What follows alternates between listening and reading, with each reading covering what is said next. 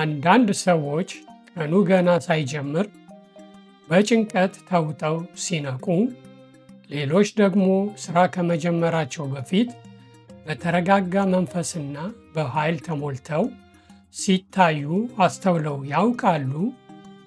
አብዛኛው ሰው ሳይገነዘበው ከእንቅልፉ በነቃ በመጀመሪያዎቹ 10 ደቂቃዎች ውስጥ ስነ ልቦናዊ ደህንነቱን ያበላሻል። ደስታ በአጋጣሚ የሚገኝ ዕድል ይመስለናል።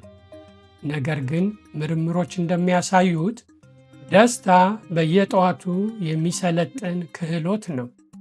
ጠዋት ከእንቅልፎ ሲነሱ ከባድ ስሜት የሚሰማዎት ከሆነ ሕይወቶ ከሌላው የተለየ ስለሆነ ሳይሆን አእምሮዎ የሚሰራበትን የነርቭ ኬሚካላዊ መነሻ ኖይሮ ኬሚካል ቤዝላይን ስላላስተካከሉ ሊሆን ይችላል።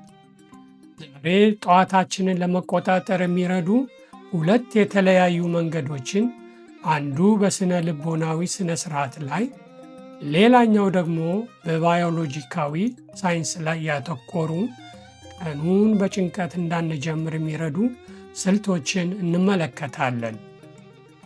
ውድ የቻናላችን ተከታታዮች፣ ደስታ የ2 ሰዓት የጠዋት ዝግጅት ወይም ከፍተኛ የአእምሮ ጥንካሬን አይጠይቅም። ይልቁንም ከእንቅልፍ በነቁ በመጀመሪያው ሰዓት አእምሮ በሚያገኘው ግብዓት ላይ የተመሰረተ ነው። እነዚህ ግብዓቶች በሚቀጥሉት ከ12 እስከ 14 ሰዓት አእምሮ እንዴት እንደሚሰራ ይወስናሉ።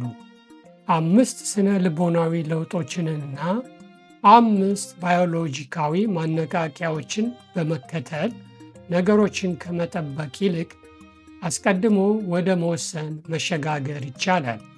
ሰላሞን እንዴት እንደሚጠብቁ፣ የሰውነቶን ተፈጥሯዊ ሰዓት እንዴት እንደሚያስተካክሉና እንቅስቃሴ አእምሮን ለማሳደግ እንዴት እንደሚረዳ እንማራለን። በዚህ ቪዲዮ መጨረሻ ላይ ጠዋቶንና ሕይወቶን መልሰው የሚረከቡበት ደረጃ በደረጃ የተቀመጠ መመሪያ ይኖሮታል። ክፍል 1 ስነ ልቦናዊ ስነ ስርዓቶች። ይህ ክፍል በአመለካከትና በልምድ ግንባታ ላይ ያተኩራል። ልምድ 1 ከዲጂታል መሳሪያዎች መራቅ። የመጀመሪያው የደስተኛ የጠዋት ደንብ ከእንቅልፍ እንደነቁ ስልክዎን አለመንካት ነው። መልእክቶችንና ማኅበራዊ ሚዲያዎችን ወዲያውኑ መመልከት አእምሮ ሙሉ በሙሉ ሳይነቃ ለውጫዊ ግፊቶች ምላሽ እንዲሰጥ ያስገድደዋል። ደስተኛ ሰዎች ከውጭው ዓለም ጩኸት ይልቅ ለገዛ ሰላማቸው ቅድሚያ ይሰጣሉ። ልምድ 2 የታሰበበት የሰውነት እንቅስቃሴ ማድረግ። እንቅስቃሴ ስሜትን የመቀየር ከፍተኛ ኃይል አለው።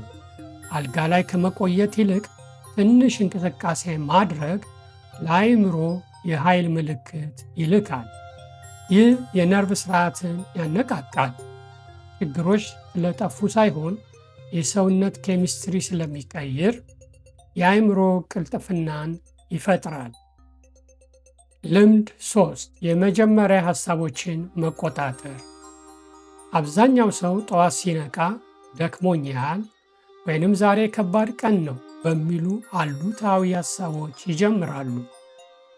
ደስተኛ ሰዎች ግን ትኩረታቸውን ሆን ብለው ወደ አንድ ጥሩ ነገር፣ ለምሳሌ ወደ ምስጋና ወይንም ወደ አንድ ግብ ይመራሉ። አእምሮ ትኩረት ወደ ሰጡት ነገር ስለሚያደላ አዎንታዊ ነገር ላይ ማተኮር ቀሪውን ቀንዎን ይቀይረዋል። ልምድ 4 ሆን ተብሎ የሚደረግ ጸጥታ። ዓለም በሩጫና በሁከት ውስጥ ባለችበት ወቅት ፍጥነትን መቀነስ ትልቅ ጥንካሬ ነው። በጥልቅ መተንፈስ፣ በጸሎት ወይንም በዝምታ ጥቂት ደቂቃዎችን ማሳለፍ የነርቭ ስርዓታችን በቀሪው ቀን የሚመጡ ጭንቀቶችን በተሻለ ሁኔታ እንዲቋቋም ይረዳል። ልምድ 5 ዓላማ የሚሰጠው ኃይል።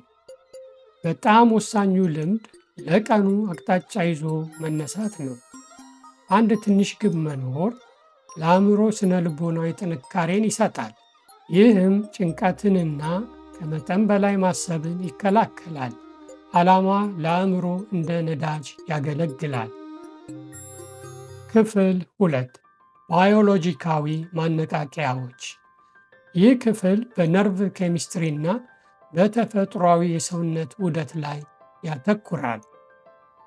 ልምድ 6 የ5 ደቂቃ እረፍት። ከእንቅልፍ በነቁ በመጀመሪያዎቹ 5 ደቂቃዎች አእምሮ በጣም ስስ በሆነ የሽግግር ወቅት ላይ ይገኛል።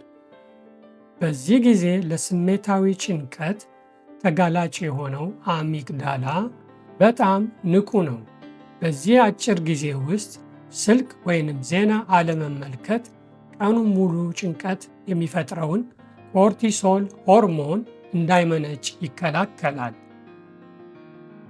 ልምድ 7 የተፈጥሮ ብርሃን ምልክት። ለስሜት መስተካከል በጣም ጠንካራው ባዮሎጂካዊ መንገድ ከነቁ ከ15 ደቂቃ ባልበለጠ ጊዜ ውስጥ አይኖን ለተፈጥሮ የውጭ ብርሃን ማጋለጥ ነው። ይህ ለቀኑ የሴሮቶኒን እና ዶፓሚን ምርትን የሚቆጣጠረውን የሰውነቶን ዋና ስርዓት ያስተካክላል። ልምድ 8 BDNF እና የጠዋት እንቅስቃሴ። ከ5 እስከ 10 ደቂቃ የሚቆይ ፈጣን እንቅስቃሴ በአእምሮ ውስጥ BDNF የተባለ ኬሚካል እንዲመነጭ ያደርጋል። ሳይንቲስቶች ይህንን ኬሚካል ለአእምሮ እንደ ማነቃቂያ ይገልጹታል። ይህም አእምሮ አዳዲስ ግንኙነቶችን እንዲፈጥርና ለቀኑ መልካም ነገሮች ዝግጁ እንዲሆን ያደርጋል። ልምድ 9 እውነተኛ ማህበራዊ ግንኙነት። ከአንድ ሰው ጋር የሚደረግ አጭርና እውነተኛ ግንኙነት፣ ለምሳሌ አድናቆትን የሚገልጽ መልእክት መላክ፣ ኦክሲቶሲን የተባለ ኬሚካል እንዲመነጭ ያደርጋል። ይህ ኬሚካል የመረጋጋትና የደህንነትን ስሜትን ይፈጥራል። ልምድ 10 ማንነትን መወሰን። አእምሮ ትኩረት የሚሰጠው ነገር ከሌለው በራሱ ጊዜ ወደ ጭንቀትና ወደ ንጽጽር የመሄድ ዝንባሌ አለው። ስለዚህ ዛሬ ምን መስራት እፈልጋለሁ ከሚለው ይልቅ ዛሬ ማን መሆን እፈልጋለሁ የሚለውን አንድ አረፍተ ነገር መወሰን ለአእምሮ ቀኑን ሙሉ የሚመራውን አዎንታዊ አቅጣጫ ይሰጠዋል። ክፍል 3 የጥሪ መልእክት። እነዚህን ልምዶች ማወቅ ብቻውን በቂ አይደለም። ለውጥ የሚመጣው በተግባር ሲተረጎም ነው። ዛሬ ማታ አንድ ነገር እንዲያደርጉ እፈልጋለሁ። ስልክዎን ሌላ ክፍል ውስጥ ያስቀምጡና የተለየ የማንቂያ ሰዓት ይጠቀሙ። ይህ ምርጫ የእንቅልፍ መነሻ ደቂቃዎቻችሁን ይጠብቅላችኋል። ለተጨማሪ ጥልቅ መረጃ እነዚህ ሳይንሳዊ ምርምሮች በሂድን ሃቢትስ መጽሐፍ ውስጥ ከተጠቀሱ 70 ልምዶች መካከል ጥቂቶቹ ናቸው። መጽሐፉ ዘመናዊ ሕይወት የቀማንን መሰረታዊ ልምዶች እንዴት መመለስ እንደምንችል ያብራራል። ሊንኩን በቪዲዮ መግለጫ ስር ያገኙታል። ክፍል 4 ማጠቃለያ። ያስታውሱ፣ ደስተኛ ሰዎች በድንገት ደስተኛ አይሆኑም። ዓለም ጥያቄዎቿን ማቅረብ ከመጀመሯ በፊት ለራሳቸው በሚያደርጉት ነገር እንጂ። የጠዋት ልምዶ ተግባር ብቻ ሳይሆን አእምሮ ሕይወቶን የሚገነባበት መሠረት ነው። በየቀኑ የሚደጋገሙ ትናንሽ ልምዶች ስነ ልቦናውን ይቀይሩታል። ነገ ጠዋት ቀኖን በማሰብ ይጀምሩ። ሰላሞን ይጠብቁ። ሰውነቶን ያንቀሳቅሱና ዓለም ስሜቶን እንዲወስድ አይፍቀዱ። ይህ ቪዲዮ ጠቃሚ ሆኖ ካገኙት ላይክ በማድረግና ለሌሎችን በማጋራት ድጋፎን ያሳዩ። በዚህ ቻናል የሚቀርቡ ትምህርታዊና ጠቃሚ ይዘቶችን እንዳያመልጦ ሰብስክራይብ ማድረግን አይርሱ። ስለተመለከታችሁ ከልብ እናመሰግናለን። በሚቀጥለው ቪዲዮ እስከምንገናኝ ድረስ ደህና ቆዩ።